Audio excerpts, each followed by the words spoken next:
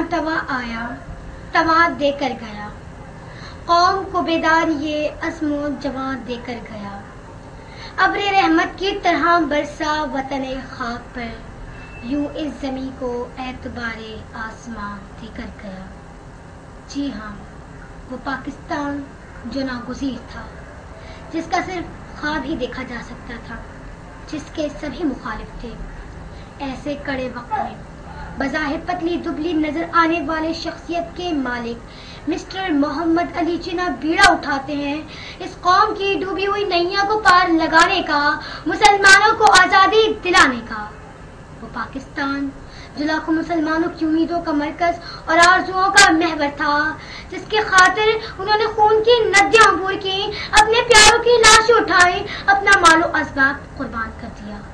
ایسی انمول قربانیوں کے بعد پاکستان 14 اگست 1947 27 رمضان المبارک کو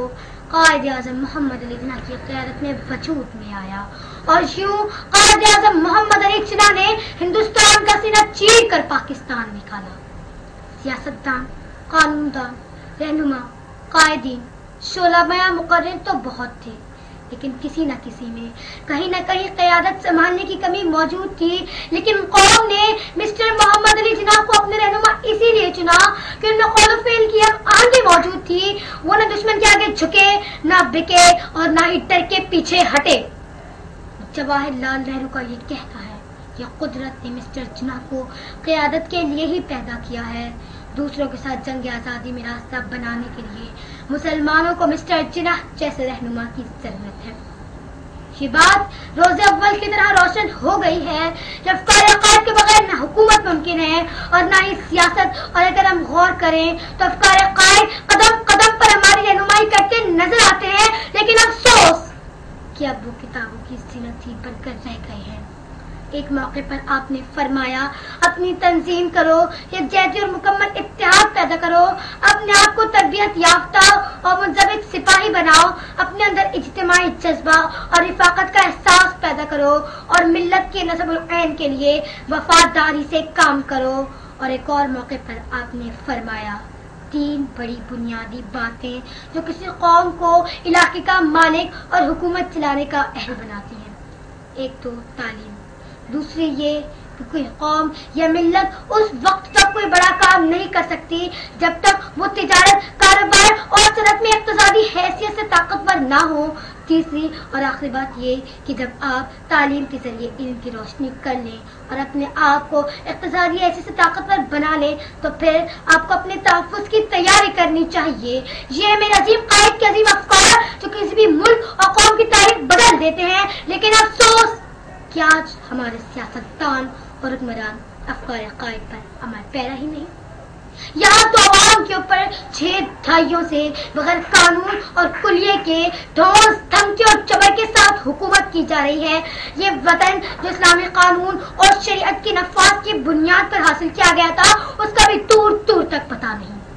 افسوس کہ آج ہمارے سیاستدان اور حکمران افکار عقائد میں اپنے مسائل کا حل ڈھونڈنے کے بجائے سفید گھر میں بیٹھے کالی چمڑی والے سیاہ دل نام نہاد مسلمان اوباما کے پاس جاتے ہیں، یا پھر سفید چمڑی والے غیر ملکی 10 نمبری آقا کے پاس جاتے ہیں، یعنی 10 ڈاؤننگ اسٹریٹ۔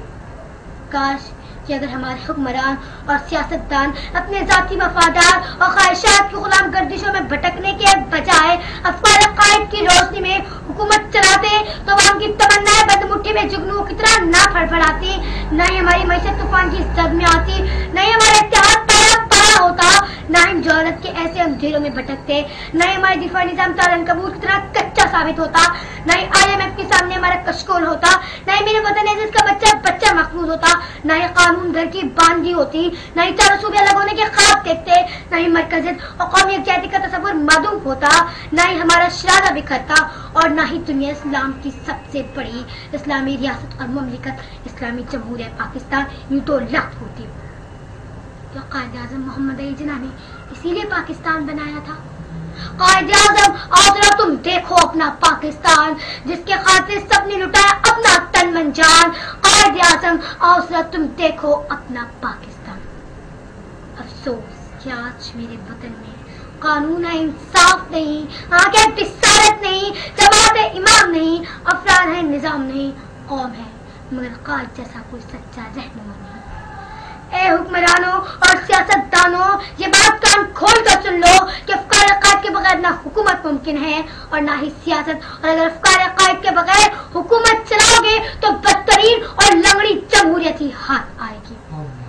یہ بات کان کھول کر سن لو کہ اگر یہ ملک سلامت ہے تو تخت و تاج بہت، اگر ملک نہ رہا تو تخت و تاج کا کیا ہوگا؟ اب وطن میں اقتدار انقلاب چاہیے، جابران وقت کا احتساب چاہیے، جس سے ذہن کو ملے عہد نو کی روشنی، وہ نظام چاہیے، وہ نصاب چاہیے۔ خون بہہ چکا بہت، لوگ مر چکے بہت، وقت کو لہو نہیں، اب گلاب چاہیے۔